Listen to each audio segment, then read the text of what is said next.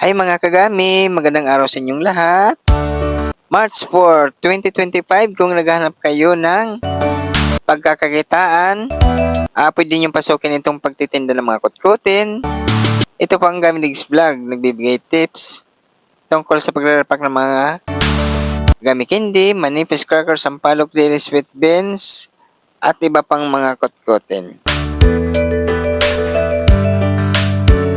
Ang re-repackin natin ngayon, gami pizza. Ang kilo ng gami pizza ngayong March 4, 2025, 112 pesos. Ang 2.5 kilograms or isang bag ay nagkakalaga ng 280 pesos presyong Divisoria, Manila. Mga kagami, kung gusto nyo mag-umpisa na magtitinda nitong mga gami candy, kayo mismong pupunta sa mga palengke or mga pamilihan para kayo mismo ang makakapili ng inyong gustong bilhin at makakapili kayo ng magagandang klase tulad nitong mga gami candy at iba pang mga klaseng mga kutkutin. Ang pag-repack natin nito, itong ating re-repackin, ang gagamitin nating plastic 5x7, 18 pieces na gami pizza. Pang 20 pesos lang to. Or depende sa inyo kung ilang piraso yung ilalagay at kung magkano inyong mga presyuhan. Ito kailangan bibilisan lang ninyo ang inyong pagre-repack para makintab kasi ito pagka nilalagay ka agad sa ating mga plastic na paglalagyan yan. No? Kailangan pag namili tayo, pili natin yung hindi naglalagkit. At saka makintab ang kanyang mga hitsura. At isasabihin nyo rin pag-ibili ng mga plastic. Mas maganda kung meron tayong heat sealer na gagamitin sa ating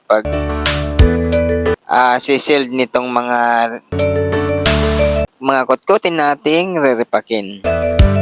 Ganyan lang, kahit mag-umpisa kayo ng mga pakunti-kunti mo ng mga puhunan at bibili muna kayo ng mga pangilong-ilong muna, tag-1 kilo para masusubok ninyo ang kung alin ang mga magiging mabilis sa inyong mga lugar.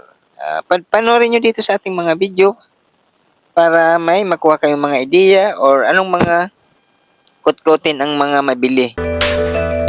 Dito sa ating channel mga kagami, ito mga mabibili ng mga kutkutin or mga crackers or mga gami candy. Ganyan lang gagawin ninyo sa mga ganitong mga kutkutin at malalaki ang mga tubo nito. Lang itong mga gami candy, mabili ito sa mga bata hanggang matatanda. Maraming klaseng mga kutkutin sa mga palengke lang.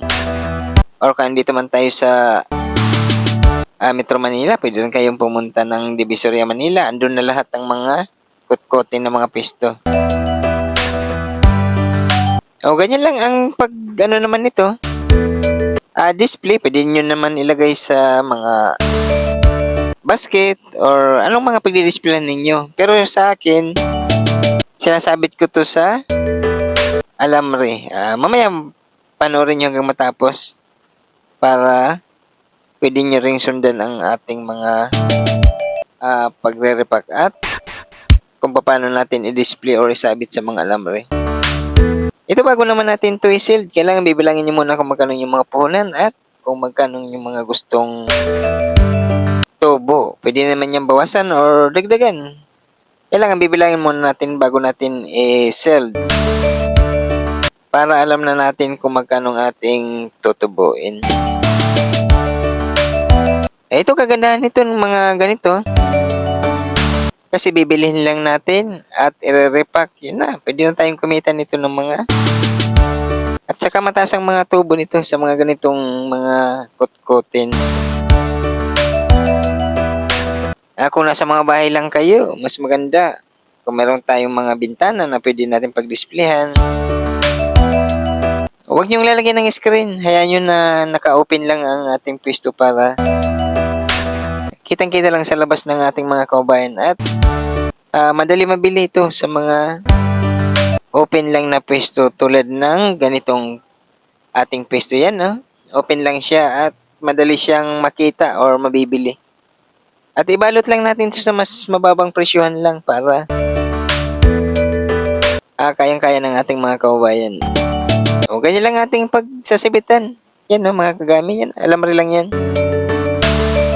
O, simple lang yan para hindi tayo malako ang or malaki ang gasto natin sa ating pagdi-display yan. Alam rin lang. O pag isabit na yan, magkadikit-dikit natin isasabit sa ating pesto. Yan, kitang-kita sa labas ng ating mga kabayan. At sila na mismo ang pipili ng kanilang gustong bibilhin. Ganun lang ka simple gawin yan. Ang mga pagre-repack ng mga ganitong kutkutin. Mabili ito sa ngayong mga panahon na ganito. Ayun na, maganda na tingnan ng ating mga nagawa. Mga kagami, nagpasalamat ako sa lahat ng mga subscribers at lahat ng mga nanonood sa mga video ng Gami Digs Vlog. At thank you. Kung magustuhan yung mga ganitong klaseng video, please subscribe at gawin nyo rin para lahat tayo ay kumita. Thank you mga kagami. Bye!